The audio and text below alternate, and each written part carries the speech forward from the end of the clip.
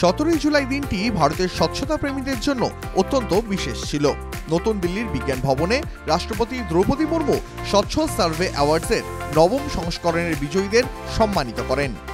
ভারত সরকারের আবাসন ও শহর বিষয়ক মন্ত্রণালয়ের উদ্যোগে আয়োজিত এই অনুষ্ঠানে রাষ্ট্রপতি দ্রৌপদী মুর্মু প্রধান অতিথি হিসাবে উপস্থিত ছিলেন। এই উপলক্ষে তিনি বলেন, স্বচ্ছতার প্রতি ভালোবাসা আমাদের সংস্কৃতির মূল ভিত্তি। स्वच्छता पर बोल देना प्राचीन काल से ही हमारी सांस्कृतिक और आध्यात्मिक चेतना का आधार रहा है। अपने घरों को, उपासना स्थलों को तथा आसपास के परिवेश को स्वच्छता रखने की परंपरा हमारी जीवन शैली का अभिन्न अंग थी। স্বচ্ছ সর্বেক্ষণ 2024-25-এ 10 লাখেরও বেশি জনসংখ্যার মধ্যে সবচেয়ে পরিষ্কার শহরের তালিকায় আহমেদাবাদ প্রথম স্থানে, ভোপাল দ্বিতীয় স্থানে এবং লখনৌ তৃতীয় স্থানের। 3 থেকে 10 লাখ জনসংখ্যার মধ্যে সবচেয়ে পরিষ্কার শহরের তালিকায় প্রথম স্থানে মীরা ভায়ান্দার, দ্বিতীয় স্থানে বিলাসপুর এবং তৃতীয় স্থানে জামশেদপুর রয়েছে। 50,000 থেকে 3 লাখ জনসংখ্যার শহরগুলির মধ্যে সবচেয়ে পরিষ্কার শহর হিসাবে দেওয়াস প্রথম, কারাড় দ্বিতীয় এবং কার্নাল তৃতীয় স্থানে রয়েছে। 20 থেকে 50,000 জনসংখ্যার শহরগুলির মধ্যে পাঞ্জি প্রথম, আসকা দ্বিতীয় এবং কুমহারি তৃতীয় স্থানে রয়েছে।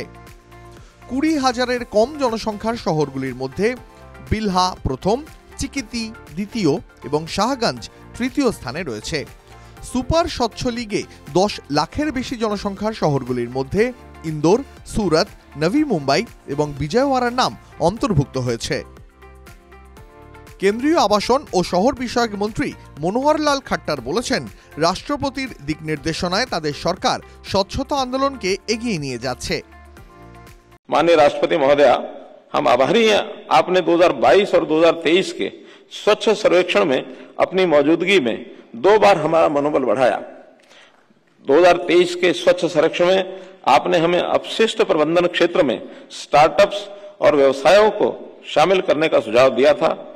वहीं 2022 में अपशिष्ट को स्रोत मानकर अलग अलग करने की आदत को बढ़ावा देने सहित हरा गीला सूखा नीला का नारा अपनाने का सुझाव दिया था। आपके दोनों महत्वपूर्ण सुझाव को अपने अभियानों का हिस्सा बनाया है। স্বচ্ছ সর্বেক্ষণ 2024-25-এর থিম ছিল রিডিউস, রিইউজ এবং রিসাইকেল। এইবারের সর্বেক্ষণে 4,500-রও বেশি শহরকে অন্তর্ভুক্ত করা হয়েছিল।